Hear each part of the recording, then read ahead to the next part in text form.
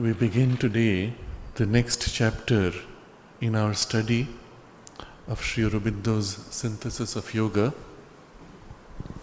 As a quick recapitulation, setting the context of this,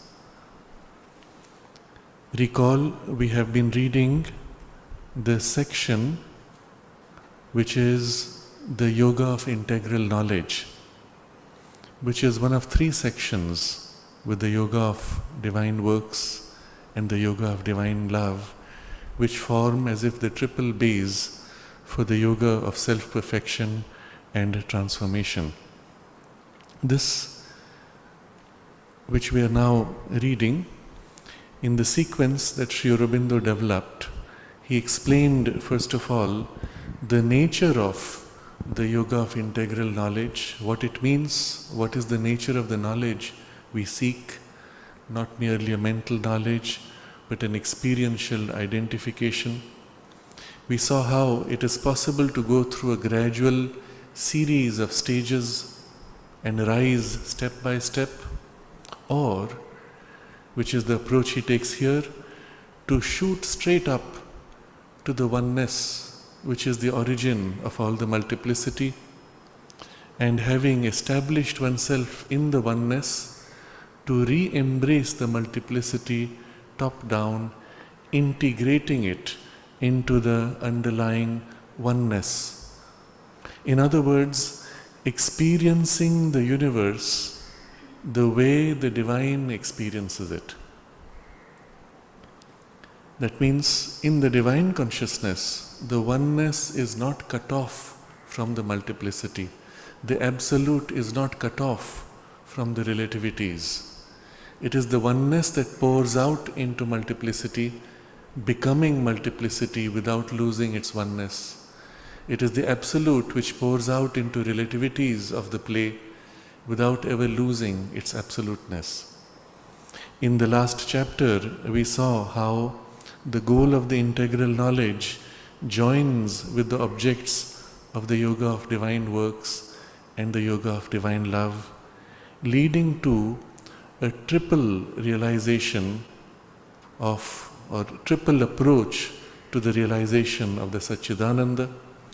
While the knowledge focuses on the aspect of the Sat, the existence, the oneness with that in our consciousness individually, in the oneness of the whole, and then in all beings, the goal of the yoga of works unites the whole being with the divine will and experiences our individual action as part of a universal divine action, preparing the way for a divine work, even while working through an individual temperament and type of nature.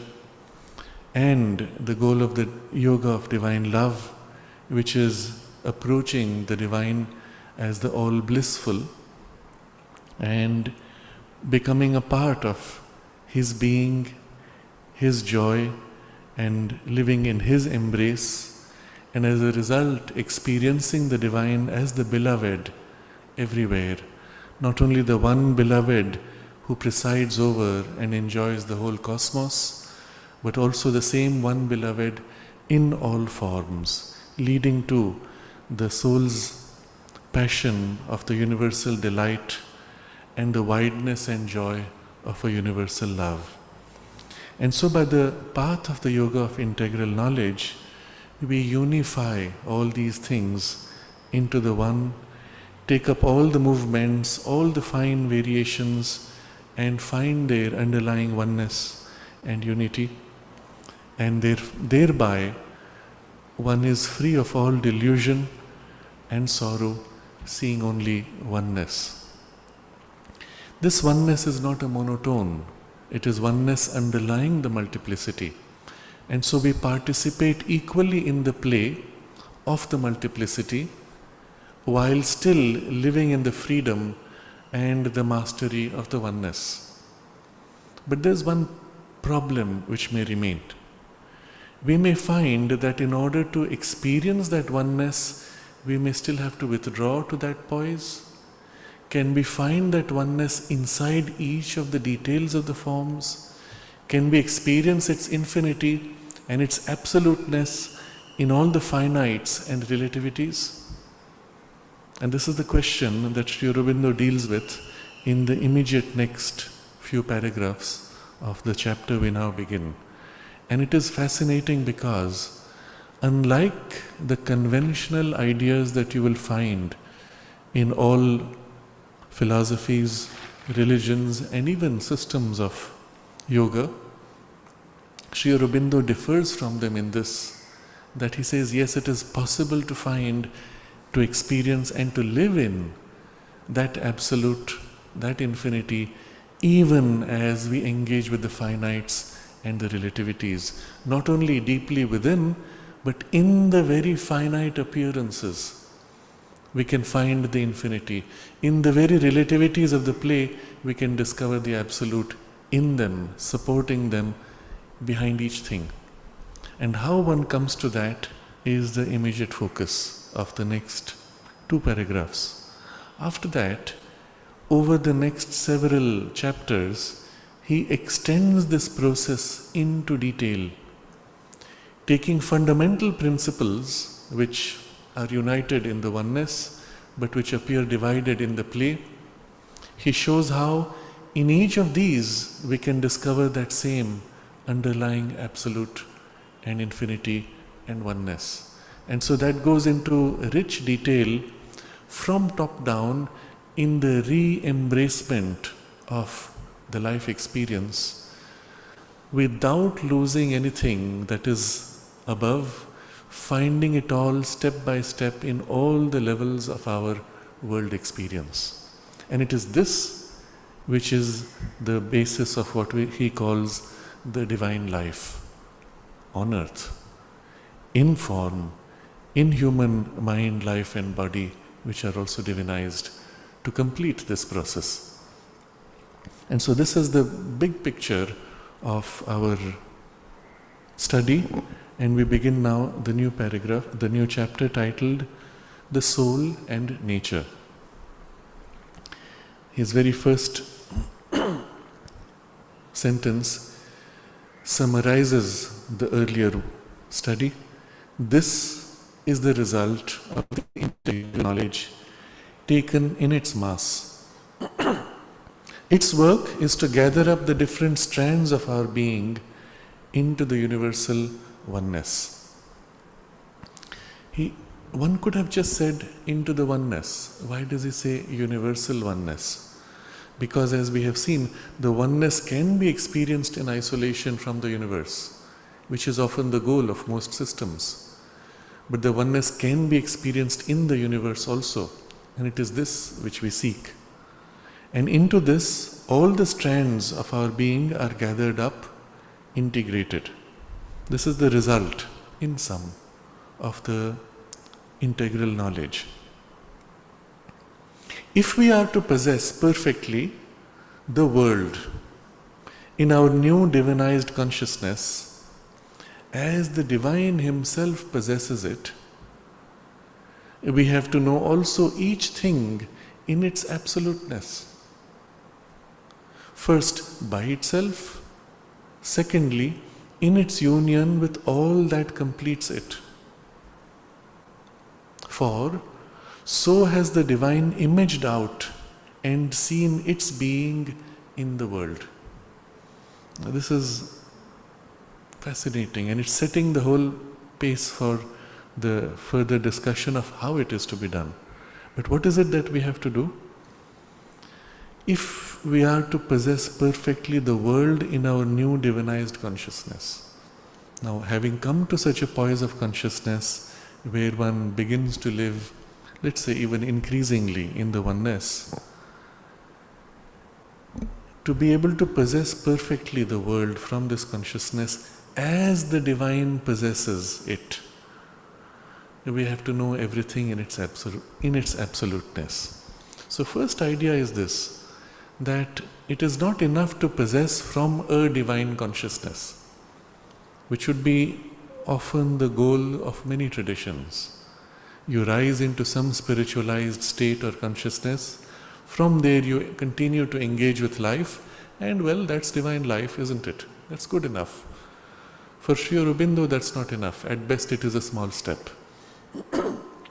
What would qualify as the complete divine life is when you can experience and enjoy life the way the divine experiences and enjoys it. And how does he experience it?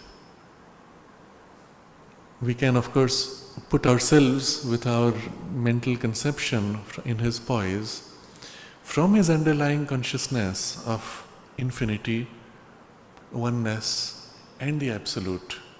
As he pours out into everything, even when he pours out a form, a finite, a relative appearance, does he ever forget or lose the fact that it is all an expression of his oneness, of his absoluteness, of his infinity?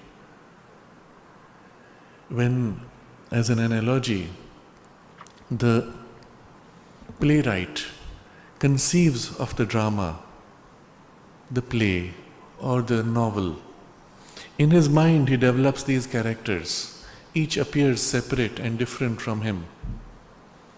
But within his consciousness, it is never lost that these are himself or expressions of his own consciousness. Underlying each is who? He himself. It is his own mind that has taken this form, his own consciousness that has taken that form or the other. And so when the divine plays with these characters, he plays with full freedom. Although he is each of them, he is never really lost in them because he is the one who plays them at the same time.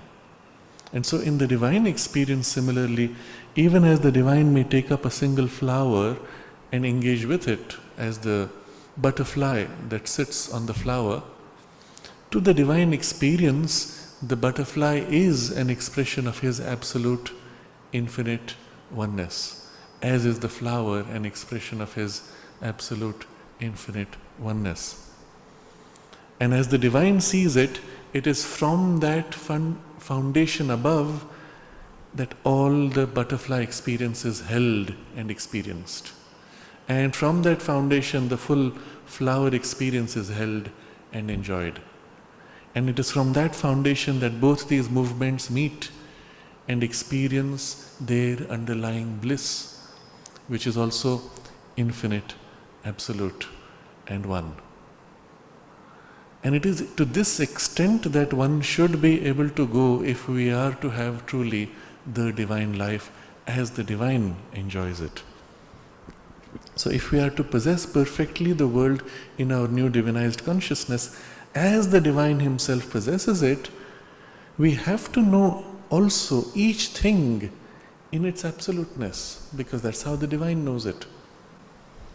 And until we get to that, it cannot be called truly the divine life that is perfect. And this has a further condition, because the moment you have entered the play, the absoluteness can be experienced in two ways. First, by itself, that is, the flower is the one divine expressing itself. And then secondly, in its union with all that completes it. Well, the flower is a part of the garland or a part of the tree, or in a relation with the butterfly, with the bee, with the gardener, with the rain, with the air, and all these form a part of its completeness. It does not exist in isolation from these. And there too, one should be able to discover that absoluteness. Why should it be so? Because for so has the divine imaged out and seen its being in the world. You have not seen the flower truly for what it is until you have seen it the way the divine sees himself as flower. And that's the extent to which one has to go to have the completeness of the divine life.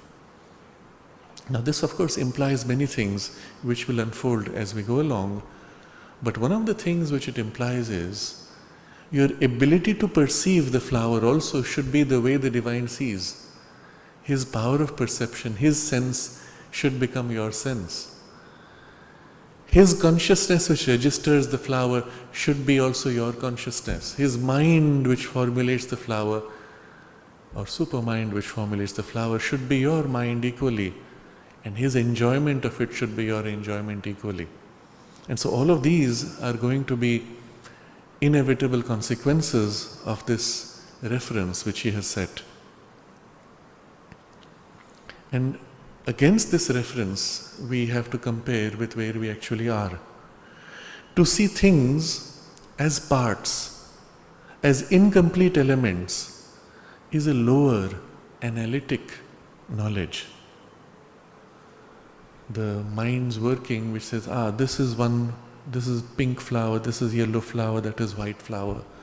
The flower is different from the bee, this is the relationship they have, this is how they support each other. That's part of the analytic, which cuts up, which splits, which divides. Now you notice, because the divine creative mind is itself one, supra-mental, when it moves to express itself, it works to create the appearance of separation or division, but always knows the underlying oneness in which it holds it. From that poise of the divine mind, when we have the experience of the human mind, which is an inferior, reduced expression of that, we find these two functions of the divine mind represented as two separate powers in the human mind. The power to divide and separate things, and then the complementing power to unite and join things. In the divine mind, the two are actually one movement. It moves to multiply while holding in the oneness. You cannot separate the two things. But in the human mind, they're completely separate functions. In fact, so different that when the mind operates, you need to have two separate parts of the brain to manage these two different functions. Especially when you enter the domain of the biology and matter, the fluidity of the mind's functions get rigidified. They get organized in sections. Of course, as we study the brain further, we discover the boundaries of these rigid spaces are not so rigid, they are fluid. If you chop off a part of the brain or a part is damaged, these boundaries fluidly move around, expand or narrow to adapt. Each of our fingers have separate locations in the brain that manage their operations. But if for some reason one of the fingers is chopped, the other four fingers regions in the brain spread to take up that region, expand to work. If somebody is blind, the faculty of operation through the eyes is now taken up by an expansion of the faculty of the operation of the hearing, which now uses that same space for its functioning. Here we get a glimpse of the difference between brain and mind. In the brain functioning, things have been rigidified and fixed, almost mechanized. So in the brain you find the left half and the right half of the brain working differently. The left half looks at the analysis. Its primary function is organization of the analytic process. The right half of the synthesis. So at the same time as we are experiencing something, the left half is analyzing, the right half is rejoining, and the two movements operating separately exchange between each other to create a comprehensive experience of the world. Now consider what would happen if these two did not join together. Your experience of the world itself would become as if split in a tendency to break up pieces and a tendency to rejoin pieces operating differently, and the experience can be disorienting. In some interesting examples of brain study, we have explored these as scientists, and we find, for example, in people in whom the linking part between the left and right brain has been cut, their perception of the world is quite unusual. So if you ask them to look at a scenery, let's say with the right eye, which connects to the left brain, the person will be asked to describe, what do you see? I see a tree, I see a bird, I see the river, I see the sunrise. Do you like it? I don't know. The same person looking at it with the left eye, which is the right brain, synthetic powers, he looks at it, what do you see? Oh, it's so beautiful. What is it made of? I don't know. Can you see how distinct the two faculties are? There is a different power which breaks up the picture into parts, and a different power which enjoys the wholeness, the underlying experience which says, this is beautiful. In the mind, the two functions may be overlapping, but they are still separate functions that can be trained separately.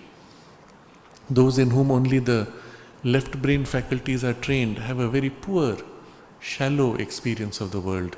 They can be very precise and argumentative in their engagement with things, but they do not have the joy of it. They do not have the insight or the intuitive understanding of things.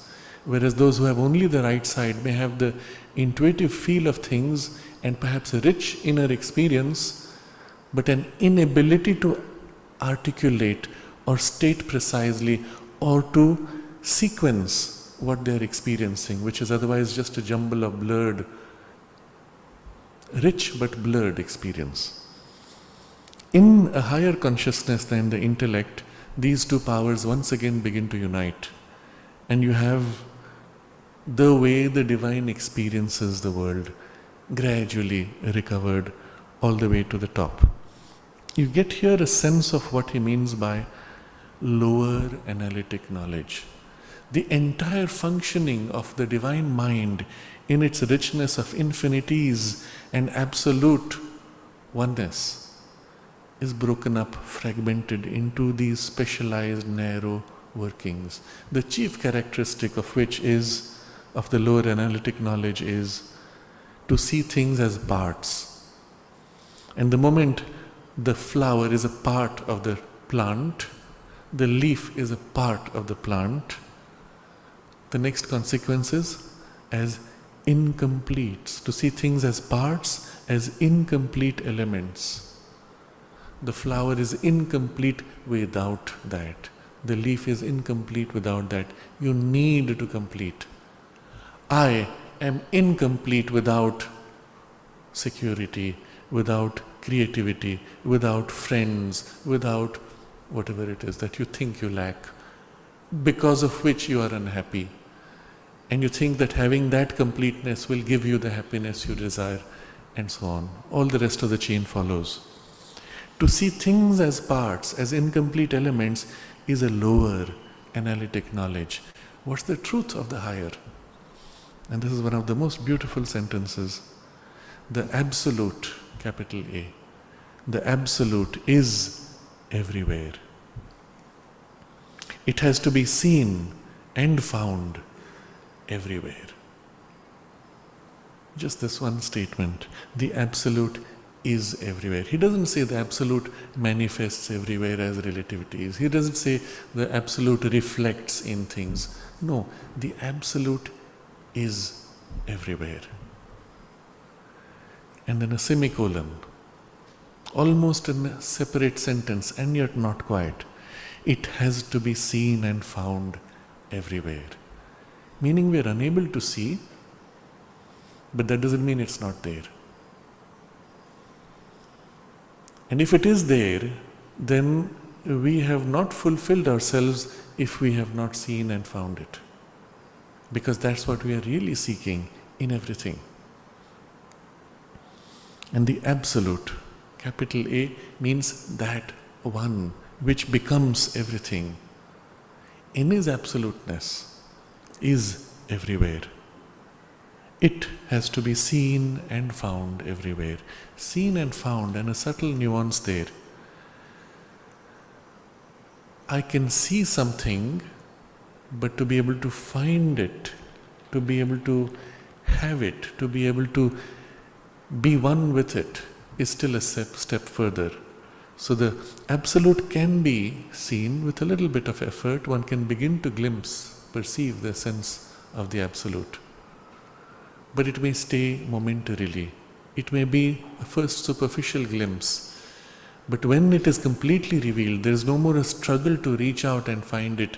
When it is there, open, no more concealed, that is when we will say we have found it everywhere. And then now he elaborates on this idea. Every finite is an infinite and has to be known and sensed in its intrinsic infiniteness as well as in its surface finite appearances. Every finite is an infinite. And this very first statement opens the mind suddenly. We have always thought, experienced the world as finite pieces. We have been taught that the finite is different from the infinite. The infinite is beyond conception, far away. Doesn't exist in your senses, doesn't exist in your world experience. But he says, no, the finite is not separate. It is the infinite. There is no such thing as finite separate from the infinite. And this, just the idea, just dwelling on it will begin to change your whole experience of the world. And we will see how we can develop this much more. Every finite is an infinite. The flower appears finite. The flower petal appears finite. Actually, it is infinite. I don't see it. How is it infinite? Well, we'll come to that shortly. If it is actually infinite, then it has to be known and sensed in its intrinsic infiniteness as well as in its surface finite appearance. Now, yes, there is a finiteness that I can see. I cannot yet see the infinite, but if that is there, then I should be able to see that and this equally. That infiniteness, intrinsic. You should be able to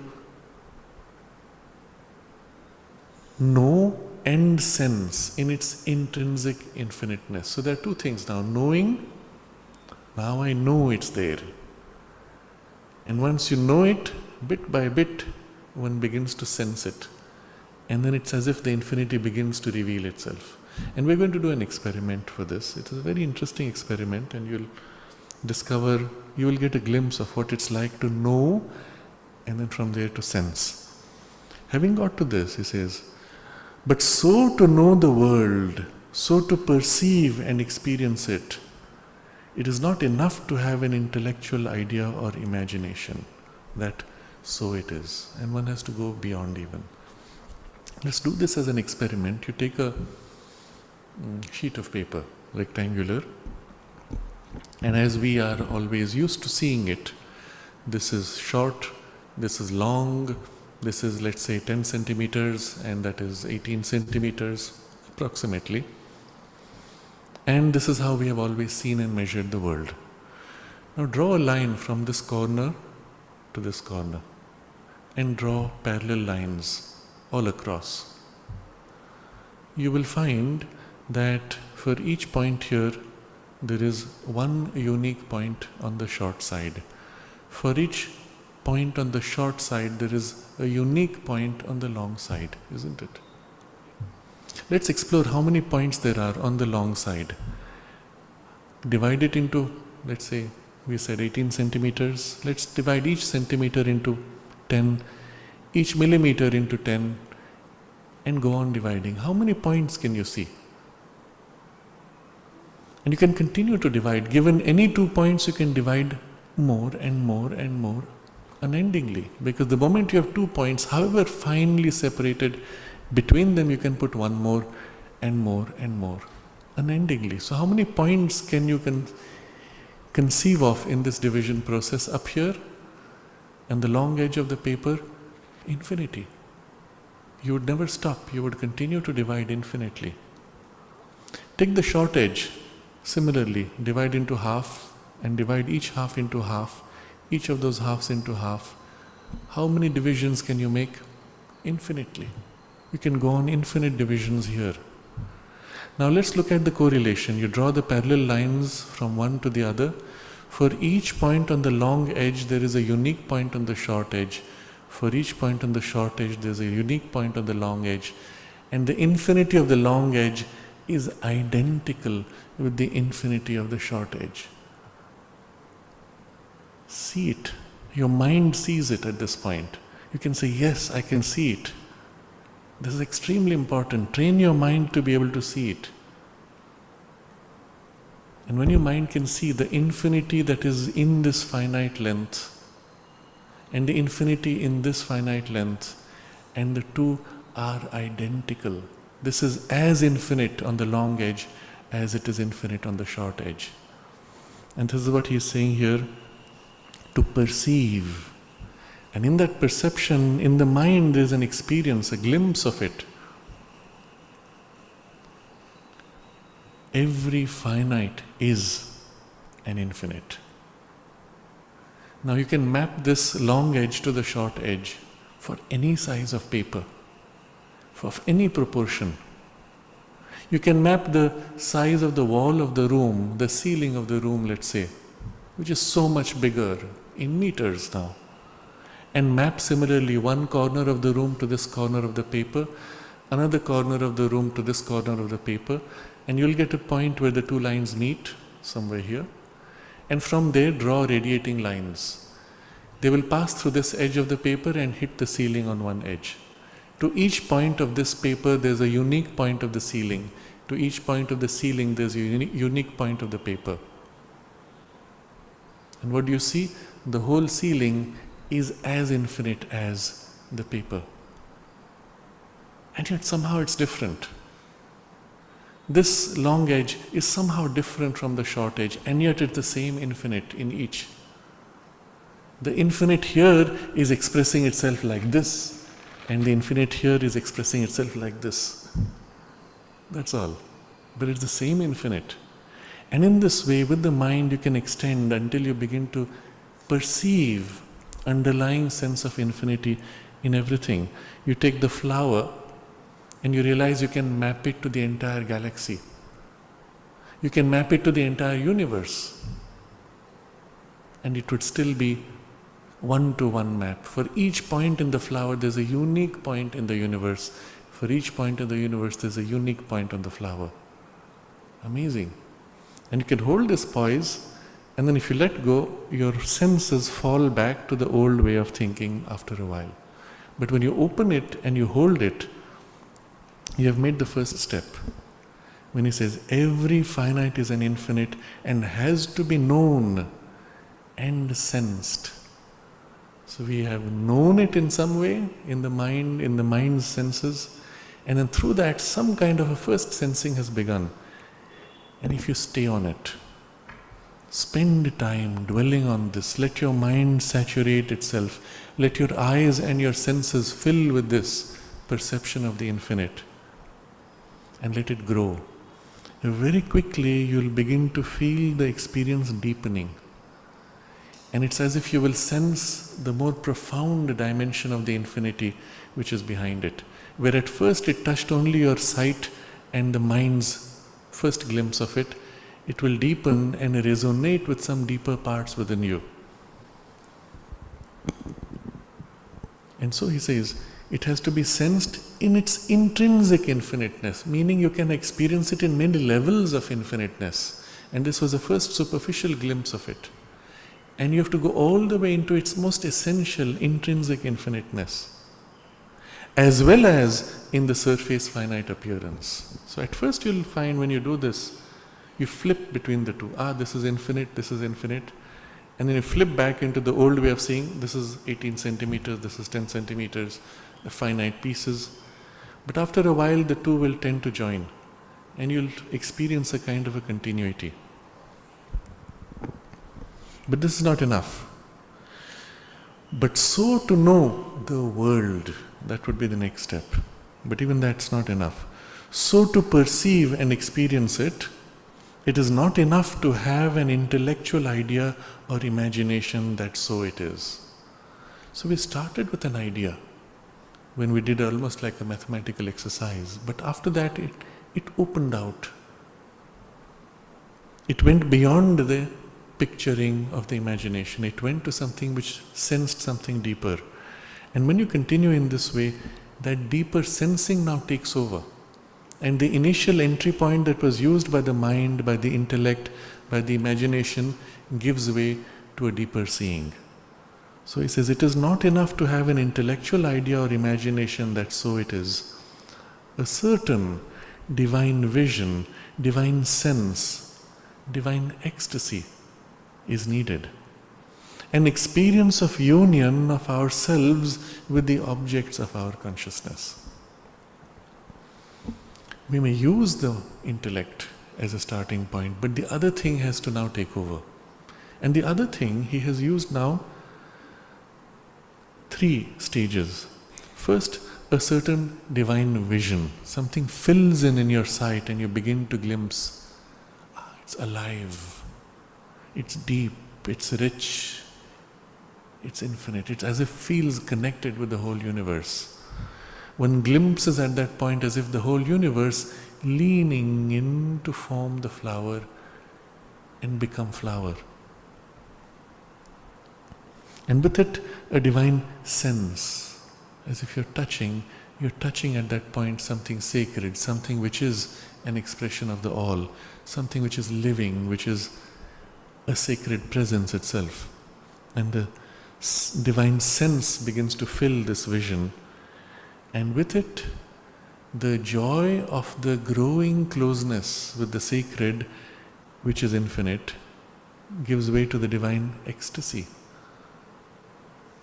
And all this culminates in an experience of union of ourselves with the objects of our consciousness, but also in the sense of the infinite. Ourselves we begin to feel also opening out to infinite, as the object which we glimpse we feel beginning to open out into the infinite. Now the whole exercise can be begun by an intellectual process, utilizing the imagination, and there's nothing wrong with that. The mother explains that the imagination precisely is given to us as a power of conceiving that which is not yet. And it is through this power that we begin to glimpse and have access to that, and through which we can then formulate and realize. But we do not stop with the shallow mind's imagination. We have to go beyond into the deeper sense of it. And we can do this as an exercise with a flower, just to see what it's like. You take a single flower,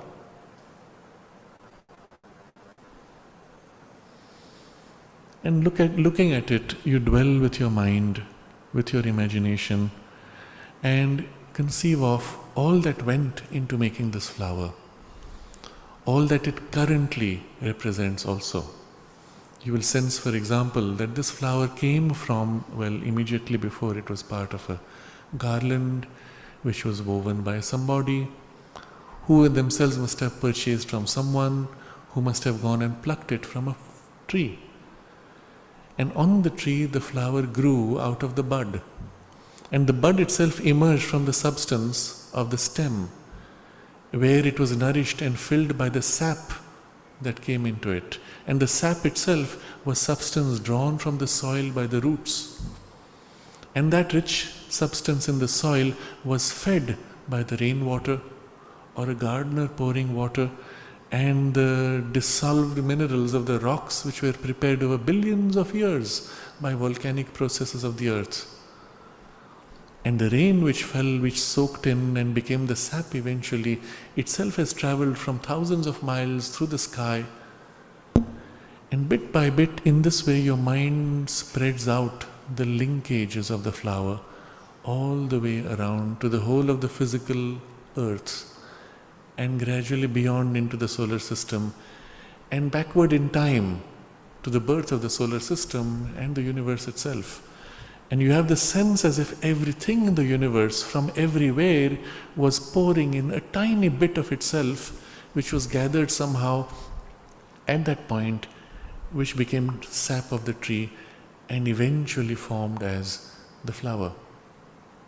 But not only in the sense backward in time, but right now in its relation with the whole universe, you explore the same thing. At this very moment, the flower is drawing nourishment from the sunlight or artificial lights that fall upon it. It's breathing the air. And what air is it? The air that you have breathed out. The air that you breathed out half an hour before has spread and filled the whole room and is now being breathed in by the flower.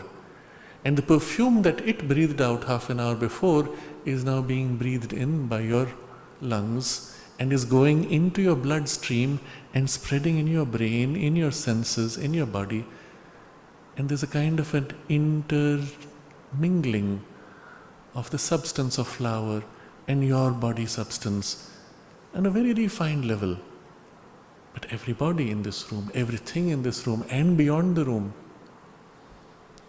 and other than these which are so obvious to us, there are also ripples of other influences of light, of other electromagnetic waves radiating from the flower, absorbed into the flower by everything around. Even the planets and their movements are having tiny gravitational pulls and pushes on the molecules of the flower. If you observe carefully the movements of the flower's rhythms, even as the sun sets, you will find the flower gently wilting. And when the sun rises, the flower once again opens slightly and blooms and gives off its perfume with greater intensity. Why? Because it's connected. The relationship of the sun and the earth are bound in the very tissue and fiber of the flower. And it is moving with them as they move in relation to each other, even as it moves with each one of us. And even more obviously, the love that you give to it, the attention that you pour on it, it responds, it thrives, it feels nourished, it feels cared and loved. And it glows out its love, its affection, its gratitude to each one of us and touches our heart somewhere. The fact that it was there, even if we were not conscious on the surface, had its influence on us, in our hearts. And what will happen next to the flower? And you extend now into the future, similarly, what will follow, and the way the same materials will continue to be dispersed until they mingle back into the universe, into the earth, and from the earth into other bodies and other forms, into other planets, into other galaxies, and back into the whole universe. And what you have left is a vision of the flower as the entire universe from its birth pouring a fine essence of itself, gathering to become flower, relating to the entire universe at this moment in every way possible, in a fine essence again, and then from this moment again spreading out, breaking down to spread and merge back into the whole universe in a fine essence. What is this flower? The entire universe pouring into a center, and from the center bursting back into itself. Oneness, infinite, absolute, pouring into relativity, finite appearances, and then pouring back into its infinite, absolute oneness. And if this is true of this one flower, it is true of every single petal of this flower. It is true of every single flower in this garland. It is true of every single object in this room. It is true of ourselves and all other beings and forms. Everything is the whole universe pouring itself over billions of years to form this one thing, and then pouring back from separate form back into oneness, pouring back into all other forms, pouring back in. And every form is the same one, expressing itself and playing in appearances of finite, relatives, separate appearance. Dwell on this, hold this poise, and increasingly practice seeing this in everything. Just this effort of the mind and something deeper which fills very quickly will begin to change your relationship with everything and everyone. The sense of hard separation will begin to fade. You will begin to see things more in continuums rather than separate pieces. You will begin to enjoy relationships, even transitional relationships, as part of a larger movement of growth and change, and knowing or sensing the underlying oneness You will not be insecure in something that happens momentarily and then breaks and separates after. Because you know it was never really separate, even as the appearance of separateness was just a transitory appearance. Behind it, in the underlying oneness, we are all held in the deepest, most lasting security and the sense of an absolute behind it all. And so bit by bit your perception will change, your consciousness will change, your experience of things will change, your enjoyment of things will begin to change. And very quickly what happens is, what began at first with a mind's effort of envisioning or imagining gave way to a glimpse of an experience. A certain divine vision, a divine sense, divine ecstasy is needed. An experience of union of ourselves with the objects of our consciousness. You take the flower and you feel this whole movement that is taking place, and you feel as if a part of you is sharing in it. At first the union is fine, subtle, and increasingly more and more direct. As we transition from the narrow band of rational mind, opening more to the intuitive consciousness, this experience becomes more vivid, more complete, more rich, more spontaneous.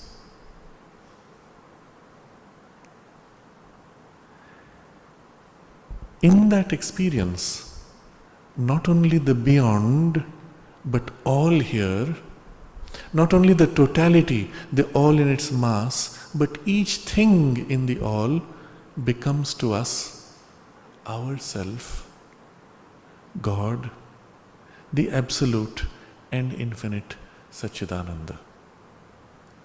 It's a complex sentence, but basically saying, as that experience develops, we find everything becoming as if ourselves. This flower is really me in a different form.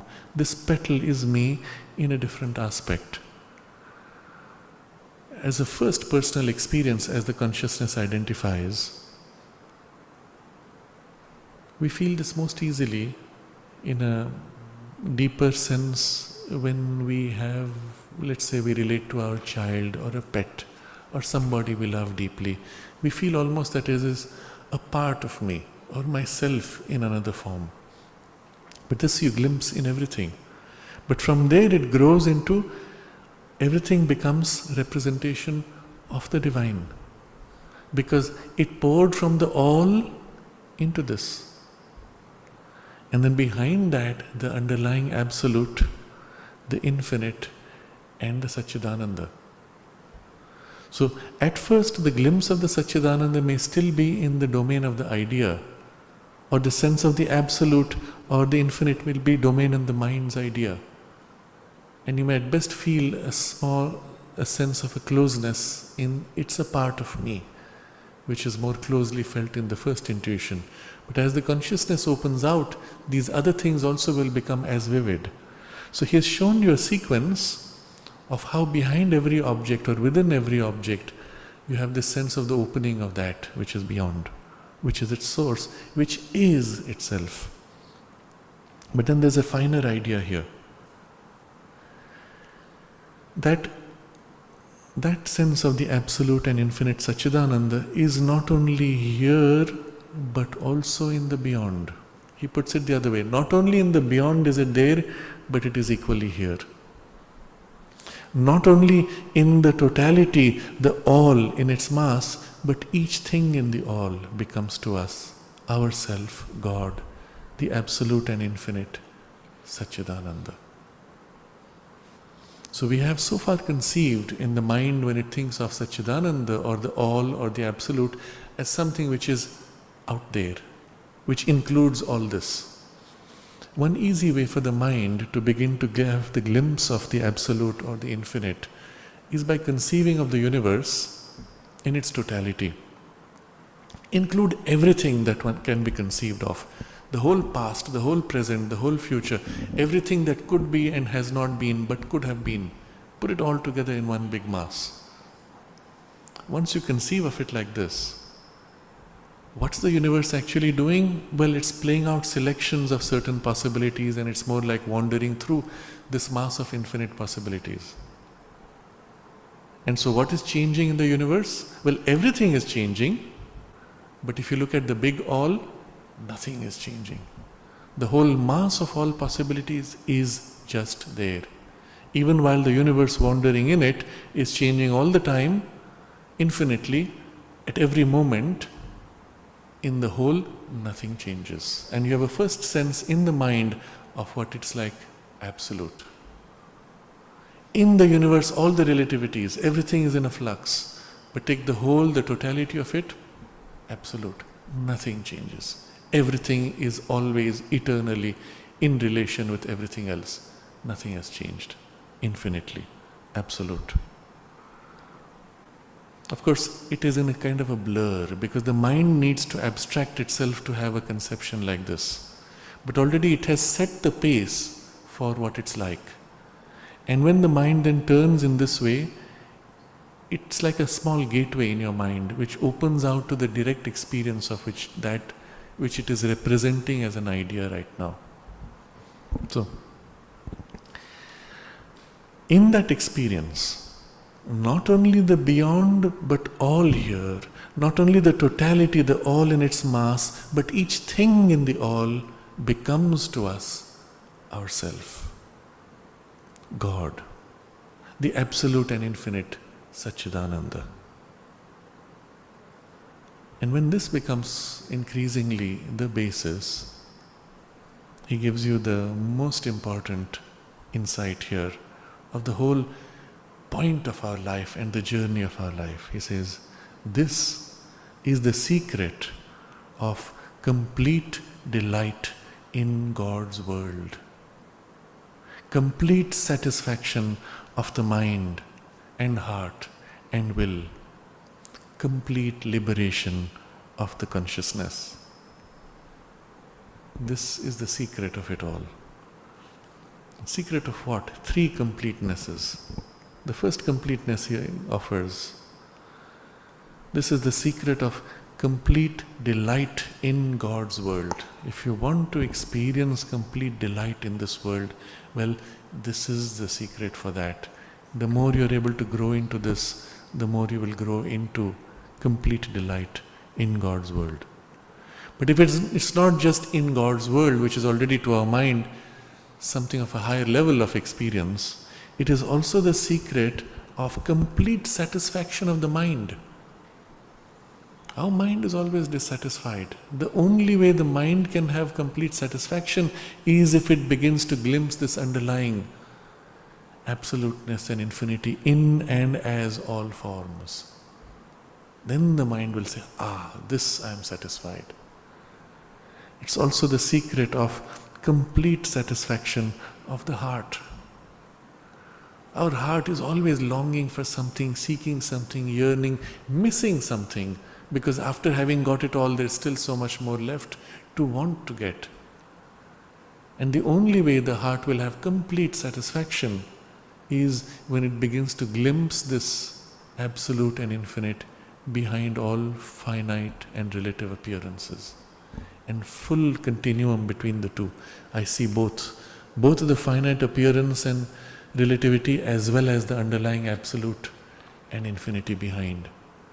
And when that is the basis for my heart's relationships, you have complete satisfaction in whatever you are relating to. And finally, it is also the secret of complete satisfaction of the will. Similarly in the action, I'm always frustrated because something is missed, something is not done, something was misaligned. But because you have this experience, you have also the complete satisfaction in the will. And last, he says, this is the secret of complete liberation of the consciousness. You can have liberations, many kinds of liberations, and one of those liberations is simply to get out of it all. I'm done with it, it's a big mess, the whole world's domain of dissatisfaction, ignorance, or an illusion, whatever you may use to discard it, and you may have some kind of a satisfaction some kind of a liberation in some beyond. But is that a complete liberation? You have bound yourself to denial of the world. You have bound yourself to the illusoriness of it. And it's not a complete liberation. The complete liberation is when you are bound to nothing, not even the appearance of illusion. And what does it mean at that point? You see things for what they actually are, and experience them and engage with them for what they are, but with complete freedom. And what are they? This underlying absolute infinite, which is expressing as a finite relative appearance in everything, not only each object separately, but the totality of it all at the same time. And so we reread this sentence, what this vision leads you to, what this experience leads you to. This is the secret of complete delight in God's world, complete satisfaction of the mind and heart and will, complete liberation of the consciousness. And if this is the case, what is its relation with our current quest and struggle of life? And here he gives you again an extraordinary insight. It is the supreme experience at which art and poetry and all the various efforts of subjective and objective knowledge and all desire and effort to possess and enjoy objects are trying, more or less obscurely, to arrive.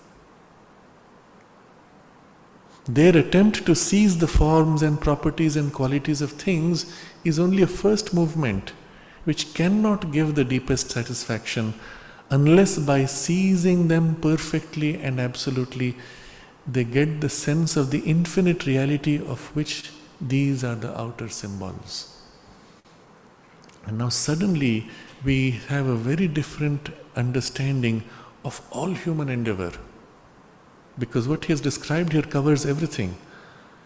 Art, poetry, various efforts of subjective and objective knowledge, and all desire and effort to possess and enjoy objects. Now you see how broad this is, covers everything. Everything which is the human quest. And all these are, what are they doing? This is the supreme experience at which they are trying more or less obscurely to arrive. More or less obscurely. Remember, obscure is multiple layers, covering. So when the artist is trying to create a beautiful work of art, what is he trying to do? Unknown to him, because obscured in many layers, this is the supreme experience that he is aiming for. Except that it's gone through so many layers, so his immediate thinking may be, I want to create something which no one else has done before. So it may look like a very narrow, petty, competitive aim, but what's the point of getting to something which no one else has done before? Precisely to discover a glimpse of the underlying absolute infinity, which has not been touched so far. You are approaching closer to this supreme experience. Every time that the poetry tries to express something new, it's really trying to glimpse this. I recently came across a poem which we had studied in school, very famous, commonly known to most of you, that's why I will pick from it, from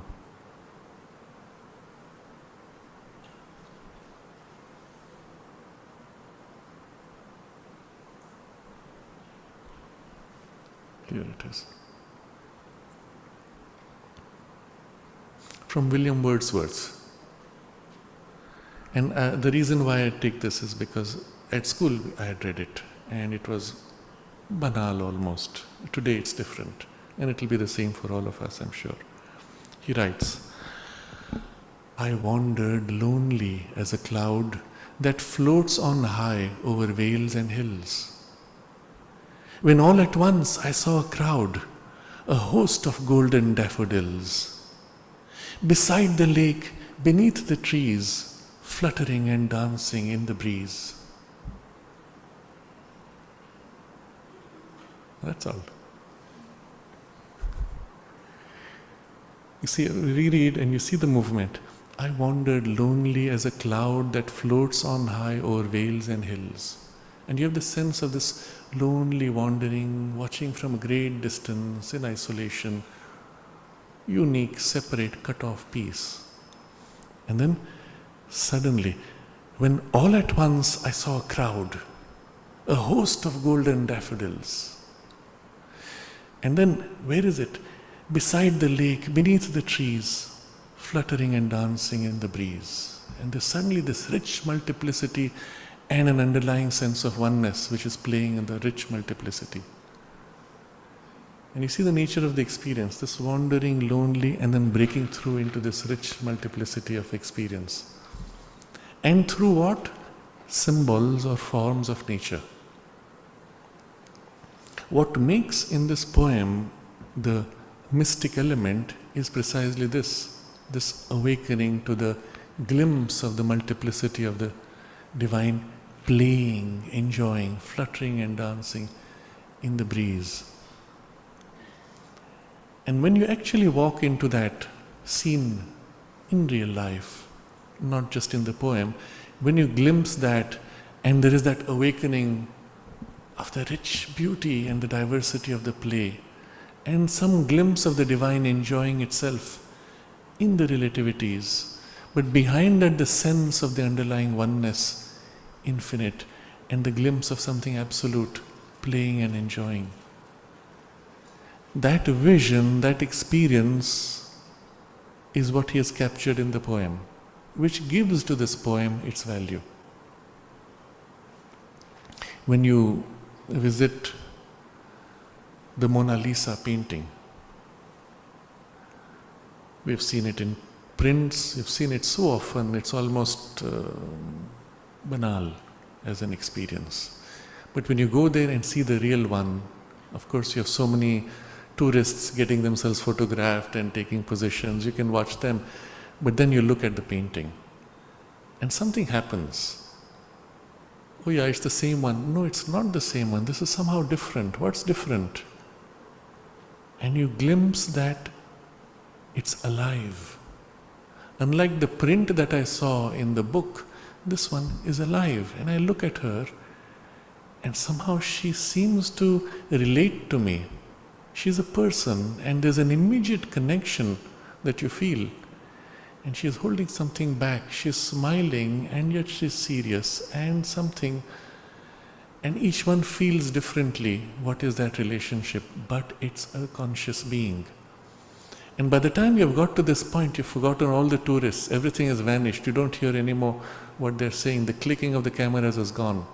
There's just this one person, and an exceptional person, and it's as if she's waiting to show you or reveal something to you. And you stay transfixed.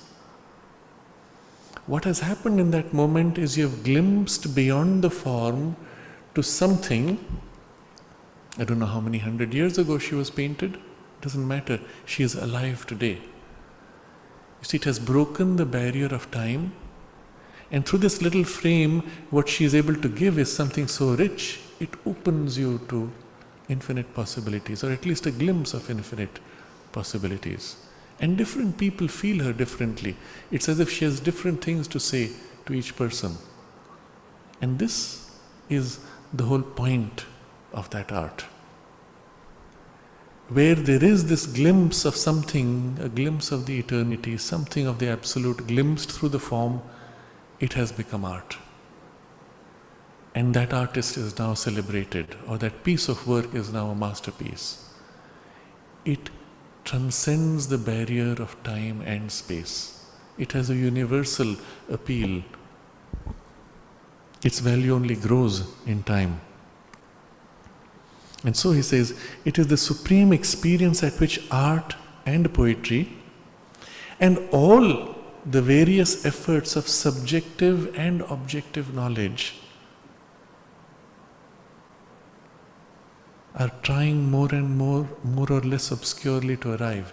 So what are the efforts of subjective and objective knowledge? Well, objective knowledge is clear. What is science doing?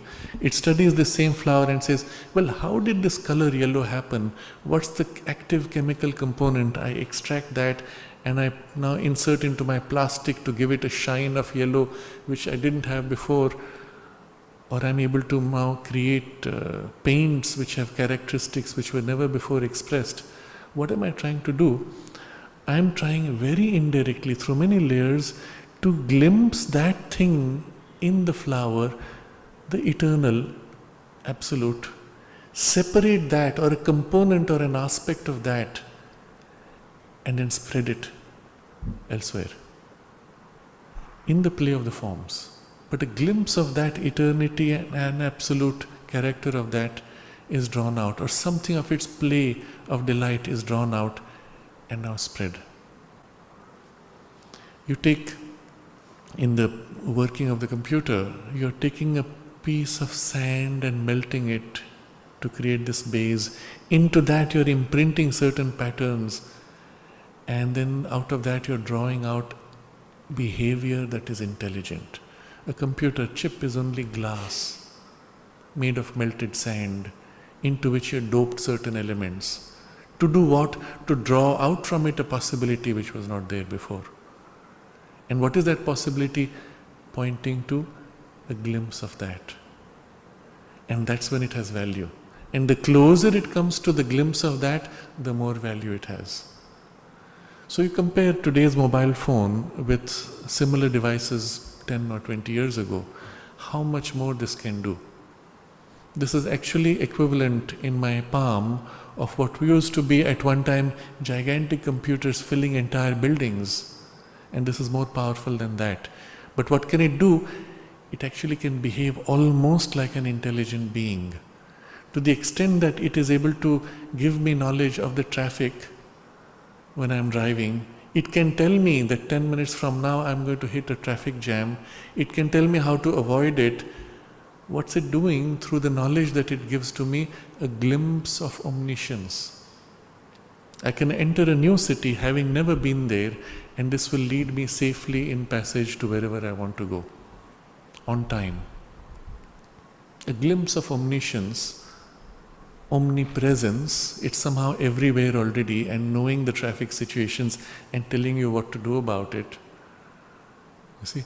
And all of these are attempts to really approach that, which in consciousness we may seek to approach, which now in our external efforts we are trying to glimpse objectively through such means and master objectively, or the same movement subjectively in the yogin who says, well, let me tune in my higher power of knowledge and be able to access this directly without reliance on an object which might break down, or the server might break down, or it might give me false knowledge and I won't know, when I can have the whole experience directly.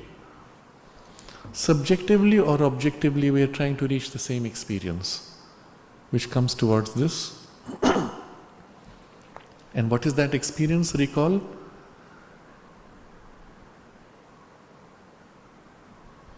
To glimpse the Absolute. To know and sense in intrinsic infiniteness as well as to perceive surface finite appearance. In that experience, not only the beyond but all here, not only the totality, the all in its mass, but each thing in the all becomes to us ourself, God, the absolute and infinite Satchidananda. And everything is really pushing towards that. We saw art, poetry, and the various efforts, subjective and objective, of knowledge. And then here's one more category. And all desire and effort to possess and enjoy objects. Even all these are trying to get to this supreme experience. Effort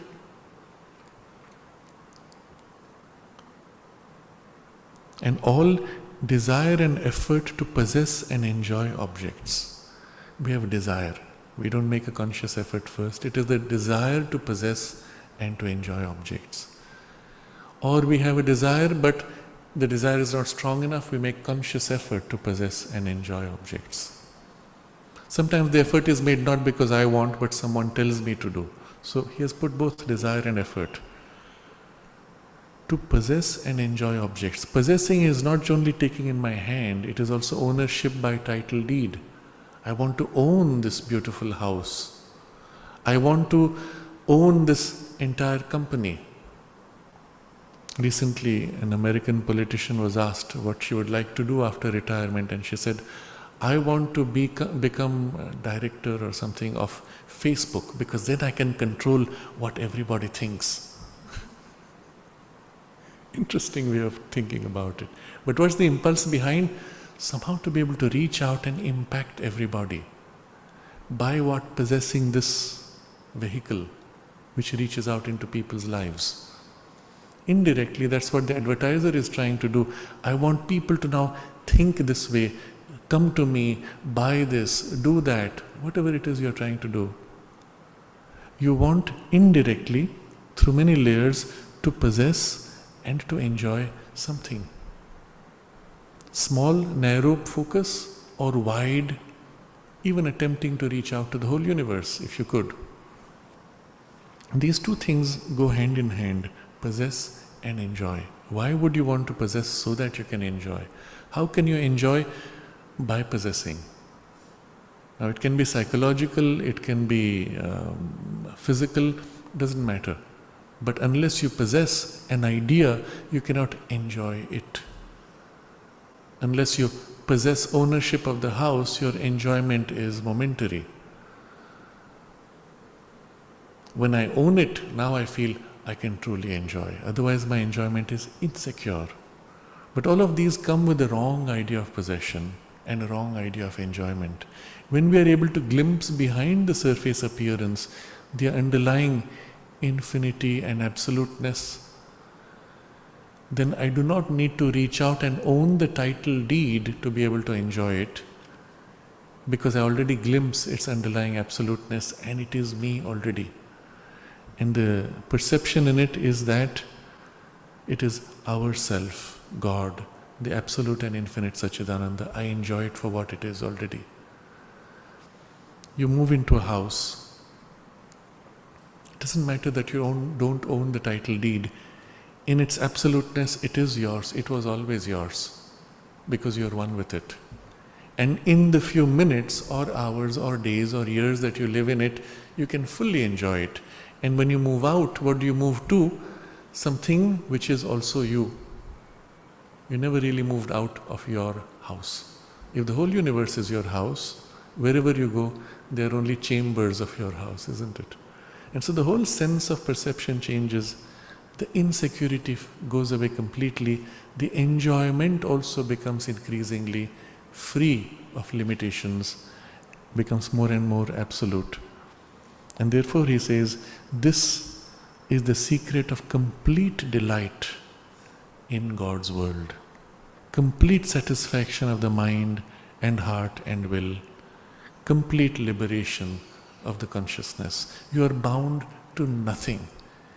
Every experience that comes your way is an experience of delight. Even as it passes, it's an experience of delight in passing, as something else replaces, which is an experience of delight. You are utterly free and therefore able to enjoy with complete delight. Not only at the deeper level, but in the mind, in the heart, and in the actions of the will entirely. And this he now has linked to the world experience and all the efforts made in the world experience, that they are all trying more or less obscurely to arrive at this supreme experience. And what's the error they make? Their attempt to seize the forms and properties and qualities of things is only a first movement and cannot give the deepest satisfaction unless by seizing them perfectly and absolutely they get the sense of the infinite reality of which these are the outer symbols. So when I want to catch this and want to enjoy this, as long as I bind myself to the form of it, this is what it is, then you have lost. When you glimpse behind this form the underlying infinite reality and relate to that and enjoy that, then you have the freedom and the true enjoyment. So what are the things we seize erroneously? Seizing the form, properties and qualities of things. So most obviously the form, this is mine, I have grabbed an object. This apple is mine, somebody else says no, it's mine, and we fight over it. Okay, we finally cut it in half. We broke the form. But the whole concept was this form, this property. People draw a line on the land and then declare this is my land and that is your land. And the line is all imaginary lines. The air blowing across from your land to my land is one air, isn't it? The water is flowing through the same water. But we make these cut-out forms and then we grasp the form. And strangely enough, you don't want to let go of that form. If someone says, all right, let's swap with another patch of land, no, this only is mine. It's just a kind of a stubborn obstinacy. But from the form, which is the most superficial layer, you go a step deeper. And still there is the error of catching the properties of things. This land has a slope which has a view. Your land does not have the slope with the view, therefore I don't want it. So I'm willing to exchange, but I must have the same property. And if you go deeper, there's a quality. Quality to the land. This place, the soil is more fertile. This place has a feeling of a peace. And those are the qualities intrinsic to that which I don't want to lose. I want to live on the top floor of a house because I get fresh air. On the bottom floor, I don't get that fresh air. There's an intrinsic something, not so much bound to the form, not so much bound to its immediate qualities, to its immediate properties, but some underlying quality which is tied to it. When we specially value a sacred object, you see this often in families when a blessing packet that the mother gave, for example, is received by somebody. The fellow was young, now he has had families, he has children, he has got grandchildren, and now it's time for him to shed his body. What does he do with that? He may give it to his grandchildren, but they don't have the same value. They say, oh yeah, what's this piece of paper? All right. My grandfather valued it, so I keep it. They may not feel anything about it. We've had so many books signed by Sri Aurobindo and the mother. When the person to whom it was given passed away, the children sold it off as waste paper. And even now it happens in Pondicherry, by the way, and in some other cities. So there used to be a person in the ashram, he would go to the waste paper man every week and look at all the books, looking for books of Sri Aurobindo and the mother, and he would find inevitably some books which were signed by them and they had just been discarded. Somebody didn't notice, didn't care, didn't feel, it went. But for somebody who feels, whether it's signed or not, you hold the book, intrinsic quality. There's something, wow, there's a vibration here. There's special. I read it, intrinsic quality hits first, even before the idea hits. And so everything has some intrinsic quality. It is these intrinsic qualities which give the deepest value to things. Above that are superficial properties. This flower has a healing property if you take it in this particular way. But the intrinsic quality is the vibe that the flower brings. Not what it does to you, but the thing which it is, which makes it what it is. Otherwise it would not be flower anymore, or not this flower at least. So 3 levels he has described which we try to grasp. First layer is the form. I could imitate this flower with a perfect form of plastic. So perfect that you cannot distinguish visually. But from there, if you go to the next level of properties, the plastic flower will not have the properties of healing that this flower will have. But I could give you a tincture which is made from the extract of this flower which has the same healing property. Right? Which is what we do when you take a tablet. You go one level down and you say, no, but it does not have the innate quality that this flower has. This flower is living presence of this particular vibration. And it is to that the mother went when she named the flower. And interestingly, when she named the flower, you saw the name had a close correlation to its medicinal properties. She did not have to think to see what those relations were. She described the intrinsic vibration of the flower as a psychic presence. And you find automatically this reflects in the properties that the flower has when it engages with things. It is also reflected in the form of the flower. So it's a fascinating exercise. You take any flower and look at the name that the mother has given to it, the spiritual significance, and you see how that reflects in the particular structure of the flower itself. Psychological perfection, well, it has 5 petals. And so she described what are the 5 facets of a psychological perfection. The flower which is called courage is precisely the flower which has that healing impact in your consciousness to give you that courage. The flower which has power actually brings that vibration of power into the whole thing. It can even rejuvenate and heal because of that quality it brings. But innately when you look at the flower, you're not looking at its qualities, you're looking at the thing itself. Even this you may try to seize. What happens? Well, the flower fades. It doesn't last. And so the correction is to go still deeper. Their attempt to seize the forms and properties and qualities of things is only a first movement. Necessary movement, obviously, first movement. But you can stop short and then you fail. Instead you continue from the first movement, which cannot give the deepest satisfaction. It can give many levels of satisfaction, but not the deepest satisfaction. Unless by seizing them perfectly and absolutely, they get the sense of the infinite reality of which these are the outer symbols. You go behind to the thing which is infinite, which is absolute, of which this is an expression and a representation. The interesting thing is, if you take a particular species of flowers, in a single tree you may have, let's say, 100, and then you may have 100 trees with 100 each. No 2 flowers are the same exactly, and yet they all represent exactly the same essential absolute of that flower species, isn't it?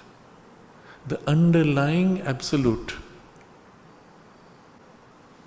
of which this is a symbol, that is infinite. Therefore, each flower is unique and infinitely varied across space, across the whole universe, and across time. You will never find 2 flowers exactly the same, because the underlying reality which they represent is infinite and plays out infinitely through all these flowers. But once you're able to glimpse that and relate to that, then you have the deepest satisfaction. And the character of that satisfaction, even if the form of the flower fades, the character of that satisfaction does not fade. Because what is underlying, which you're enjoying with the form, is infinite. And you can enjoy also in infinite variety. I'm not bored with the monotone appearance of this flower because I'm enjoying the infinity behind, which is expressed through infinity of forms of flowers, but I'm enjoying them in this single flower. So there's a richness and an unending, growing joy and delight of the relationship, never bored, never monotone, even though I'm relating to just one example of this flower. The sense of beauty itself is something of this welling up from the underlying infinite absolute, glowing out through the form. That's what gives to it the sense of beauty. And I'll share another of those very special insights which you find in the spiritual tradition. In the Indian tradition, I think it's the only tradition which has defined beauty. The modern scientific attempt to define beauty comes only so close by saying beauty has something to do with symmetry. You see, if the flower is more symmetrical, it's more beautiful. If the symmetry is broken, it's less beautiful. But not true. You can look at the same flower from the edge, from the side, you can still enjoy its beauty, although your image of it is not symmetrical, isn't it? So there's something more to it. And so you find this in I think it is Kalidasa who gives this definition. He writes in Sanskrit, and I make a loose translation, from moment to moment, that which reveals newness, to that we give the name of beauty. That is, at every moment it reveals something new, and something new, and something new, and something new, and that we call beautiful. The plastic flower does not give you that. After a while, something stays flat. It's a very simple test you can make, because today's plastic flowers are so good in appearance, the first image will seem like it's the same. You wait. After a while, the plastic becomes, now it's lost its glow, it's no more interesting, it's boring. Whereas the living flower continues to radiate a glow. There is a sense of newness which glows out. And what is that? And this is the closest you can come to a glimpse in the physical senses of the underlying delight and ananda. At each moment there's something different, something glowing out. Physically nothing has changed, but the vibe of it is changing and glowing. Never the same, never monotone. Because ananda is infinitely rich and diverse, never a monotone. So when you have this, beyond the first movement of grasping and seizing the form, properties and qualities, when you go deeper, then you have the deepest satisfaction by seizing perfectly and absolutely the sense of the infinite reality, of which these are the outer symbols. You can knock out the symbol, the reality never goes away. It reveals itself through many forms, many symbols, but having had that, you enjoy the momentary form with deepest satisfaction. To the rational mind and the ordinary sense experience, this may well seem only a poetic fancy or a mystic hallucination. But the absolute satisfaction and sense of illumination which it gives, and alone can give, is really a proof of its greater validity. How do we know this is not mere imagination? Well, the character of satisfaction that it gives you, and the illumination that comes with it. And only it can give, this experience alone can give you this. That's the proof that it's not your mere imagination.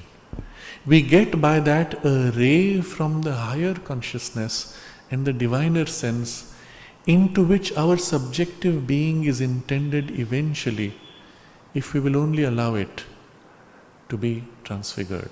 We are intended to be transfigured into this diviner sense and higher consciousness, if only we will allow it. And this if only we will allow it is extremely important. It will be the theme of our discussion next time and in the next paragraph. Because the biggest problem to the awakening to the deeper reality and the diviner sense, the biggest problem is our fear of letting go that which is familiar. When that begins to open, there's a surprise in us, a shock even, and then an insecurity. What is this? Is it hallucination? Am I going crazy? And you shake yourself out of it to come back to normalcy. Now I'm okay. If not for this tendency to stay stuck and to cling to the limitation, if we only allowed it, inevitably this opening would take place. Notice what happens. You've lived in the city for a long time, you're fed up, you need a break. What do you need a break for? Okay, we don't ask that question. But where do we go for the break? Into nature. What do we do in the break? We let go of all these forms and fixities. And then if at that moment we have actually let go enough, you don't need to do anything else. it begins to grow into you automatically. You are in nature, you are on the beach, you are on top of a mountain, wherever it is. If you have let go and not carried your mobile phone and with it the clutter, if you have truly let go, it grows onto you. Suddenly everything becomes so much more beautiful, so much more free, so much more vast. Your heart opens out, your mind opens out, everything starts opening towards the infinite, effortlessly. If you do not shrink back and block it instinctively often. So the truth is this: if there is infinity behind the finite form, it must inevitably push its way through. The little bit that manages to glow out is the beauty, is the joy, is the enjoyment you have in finite bits. But if you can relate to the source deeply within and the form in continuity with it, you can have the deepest satisfaction. But it will pull you into it if you allow it. Not only pull you into its glimpse, your whole consciousness will get pulled into it and awaken to the diviner sense if you allow it. Because everything is really pulling you.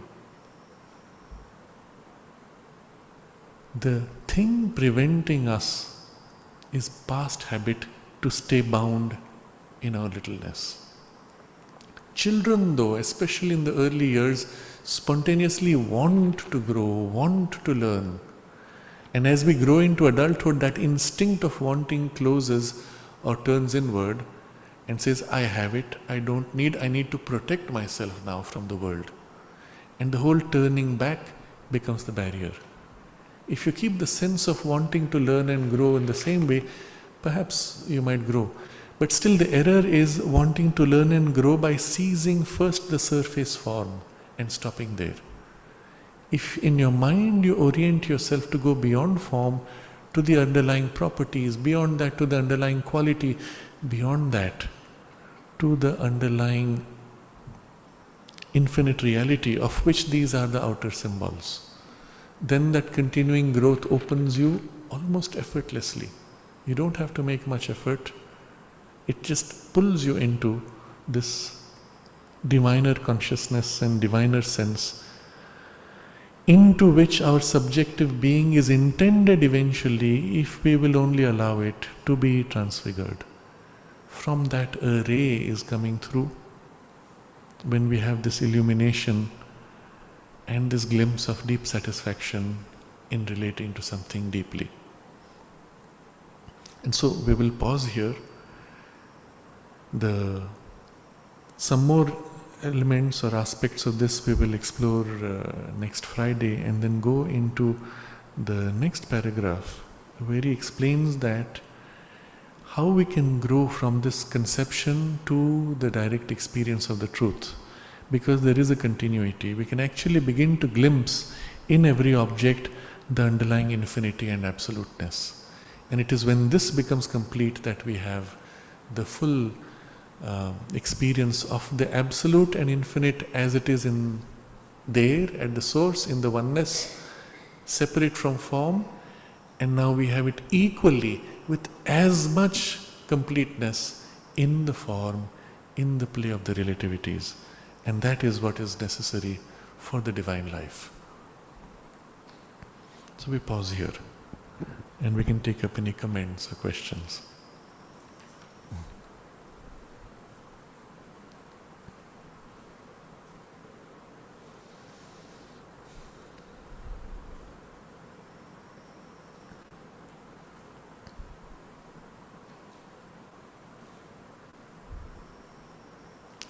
In what I had wanted to share last time when we were dwelling on the aspect of the bliss, we may not get an opportunity to touch that again, because now we will grow increasingly more into this aspect. I thought I will read from that and you will get a sense of the nature of the enjoyment that begins to fill us as we relate to things more deeply. This is from a text which is titled by the translator as Sri Aurobindo Upanishad. Sri Aurobindo himself never gave it a title. It is written originally by him in Sanskrit, And I will read from a translation which is reasonably good but not too accurate. It's a text of 19 verses. The first 8 verses basically describe how the one became the multiplicity, but the multiplicity is not illusion, it is not unreal, it is the same one and it is as real as the one. And then the midpoint of the whole text is a single verse. Whatever thus manifests is the world bliss only. And after that, the next second half of the verses all deals with this movement of the bliss and the play of the bliss and our role in the play. So I will read only the second half from whatever thus manifests is the world bliss only. And what is it that manifests? The Om, which is the Brahman in its 4 poises. Tat, the absolute. Sat, the truth, existence. That which is existence, the same is consciousness, and that which is consciousness, the same is bliss. As for that which appears as devoid of bliss, as suffering and weakness and ignorance, it is the deformation of that bliss, the play of bliss. That indeed which is individual soul is the all blissful divine in disguise, descended to enjoy the self-luminous world Brahman. This which is the appearance of suffering is an experience made of bliss. The all blissful enjoys its bliss only, because there is nothing else. Who indeed could dare enjoy that which is devoid of bliss? He only could dare it who is all blissful.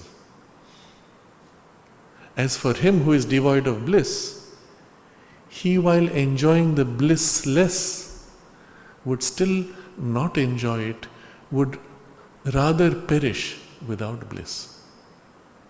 So even when you say, I'm suffering, you would perish if it was suffering only. Because there is an underlying bliss behind, you still don't perish. Who can become weak? He only who is all-powerful. The weak one indeed, invaded by weakness, would not endure but would perish without the underlying force. You see, if you're truly weak, you would eventually perish. But there is an underlying force which puts a stop and supports the weakness and the experience of weakness. Who could enter ignorance? Only he who is omniscient could enter it. As for the ignorant, he could not endure in that darkness. Non-being would remain non-being only. It would perish without knowledge. Ignorance is the play of knowledge concealing itself in itself. Weakness is the play of power. Blisslessness the play of bliss. The concealment of itself in itself. Next verse now describes what's actually happening within at the deeper level of the soul.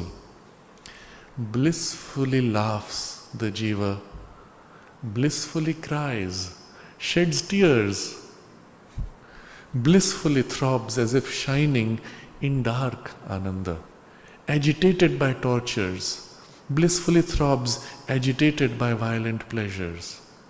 For the full enjoyment of the dark, ignorant portion of that ananda, he, the jiva, conceals it, becoming obscure and ignorant.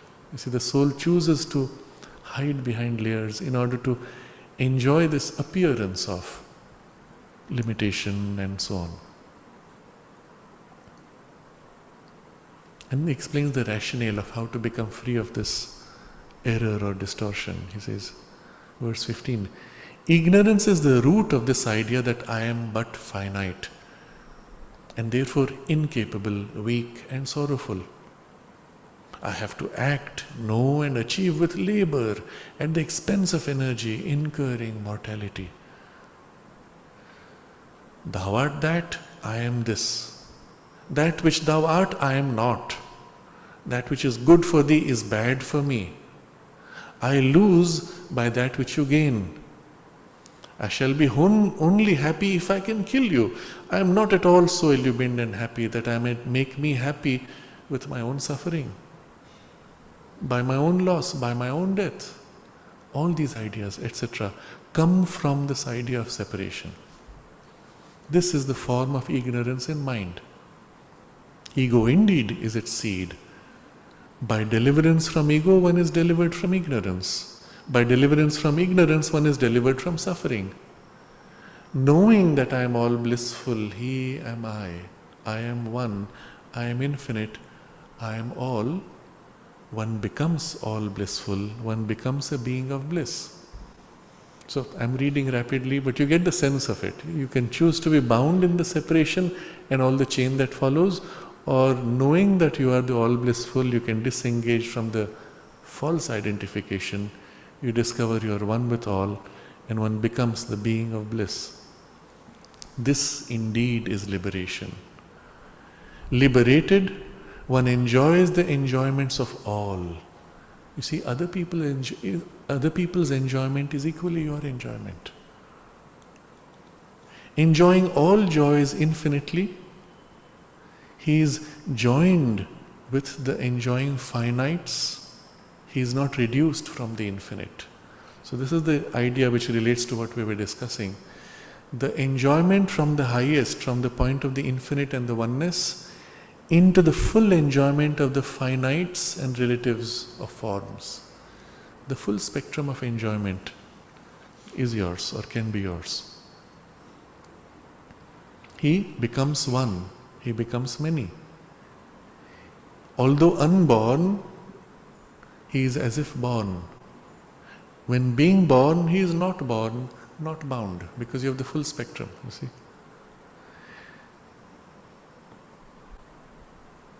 He has no birth. I, the self, in the self by the self, am radiating self. Knowing this, he plays. For Leela, indeed, for play is the world.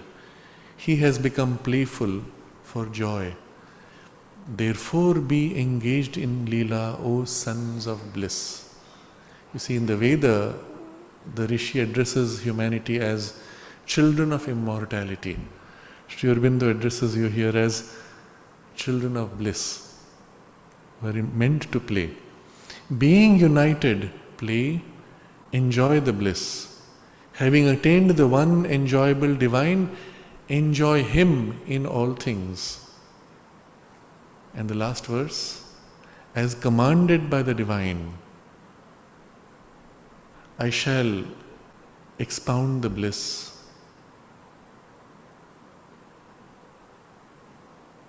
Removing obscurity, let the bliss radiate, you who are its children.